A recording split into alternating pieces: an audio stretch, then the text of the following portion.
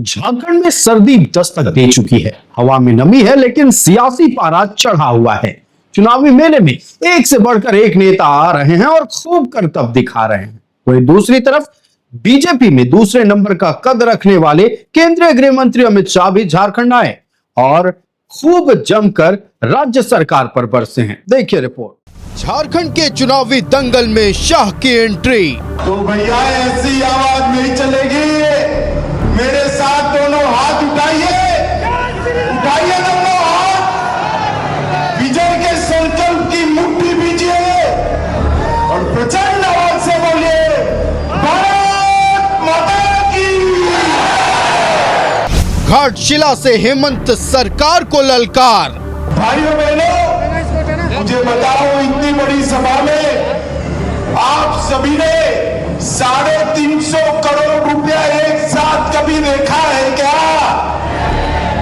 सत्ता नहीं, परिवर्तन के लिए चुनाव। अरे हेमंत बाबू, भारतीय जनता पार्टी आपको हटाने के लिए चुनाव नहीं लड़ रही है। भारतीय जनता पार्टी झारखंड में परिवर्तन लाने के लिए चुनाव लड़ रही है। परिवर्तन। झारखंड के चुनावी दंगल में बीजेपी ने अपने सारे सुरमाओं को उतार दिया है। पीएम मोदी की एंट्री से पहले रविवार को केंद्रीय गृह मंत्री अमित शाह ने चुनावी सभाओं को संबोधित किया। घाटशिला की धरती से हेमंत सरकार पर जमकर हमला बोला और जनजाति विरोधी करार दिया। एक और गठबंधन है कांग्रेस, लालू और जेएमयू का, जिनका काम है घुसपैठियों को बचाना। और एक और भारतीय जनता पार्टी है जिनका काम है आदिवासी और पिछड़ों की रोटी, बेटी और भूमि को बचाना। भाइयों बहनों, हम संथाल की संस्कृति का सम्मान करते, सभी आदिवासी भाषाओं को और कुड़माली को हम राज्य में शिक्षा में स्टेटस देने का काम किया है। हमने घोषणा पत्र में कहा है कि कुड़माली और सारी आदिवासी भाषाओं को राज्य की शिक्षा में हम दर्जा देंगे। अमित शाह ने कहा कि झारखंड में परिवर्तन लाकर माटी, बेटी और रोटी को बचाना है। आदिवासियों की रक्षा बीजेपी ही कर सकती है। आदिवासियों की जमीन बचाने के लिए कड़ा कानून बनाएंगे। कोई उनकी जमीन नहीं छीन पाएगा।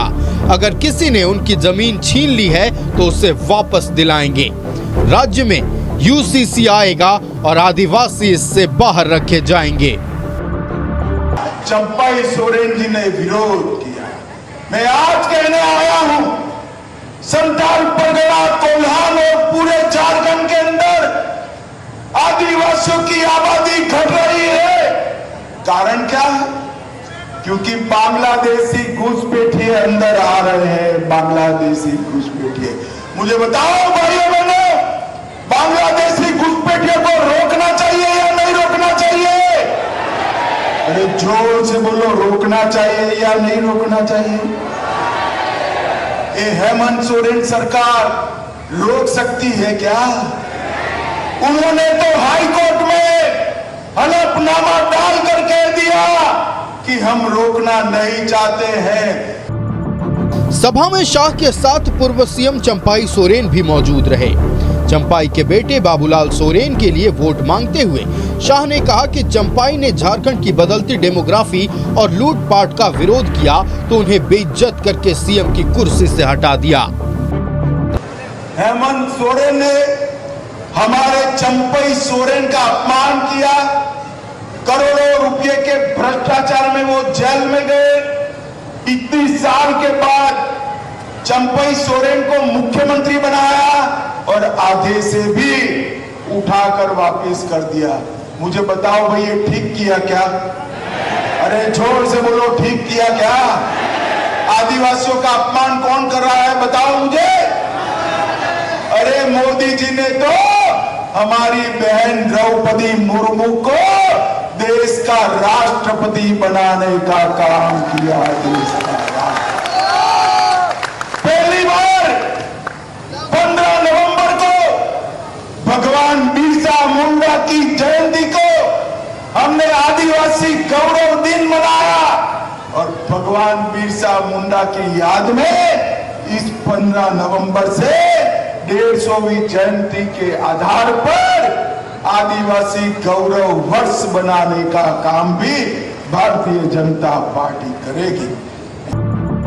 इधर चुनावी सभा को संबोधित करते हुए चंपाई सोरेन ने एक बार फिर राज्य की गठबंधन सरकार को निशाने पर लिया, खासकर कांग्रेस पर जमकर हमला बोला।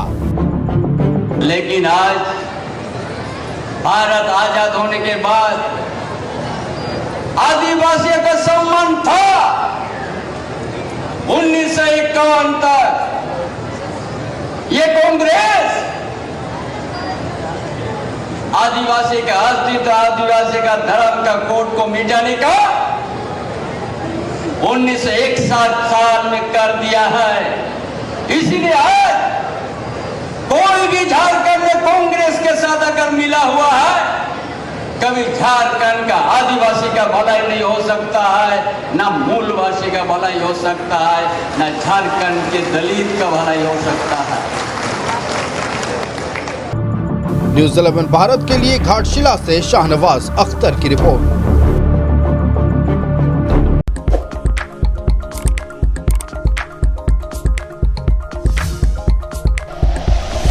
Like and share videos, subscribe करें हमारा चैनल और प्रेस करें बेल आइकॉन। न्यूज़ 11 भारत, सच है तो दिखेगा।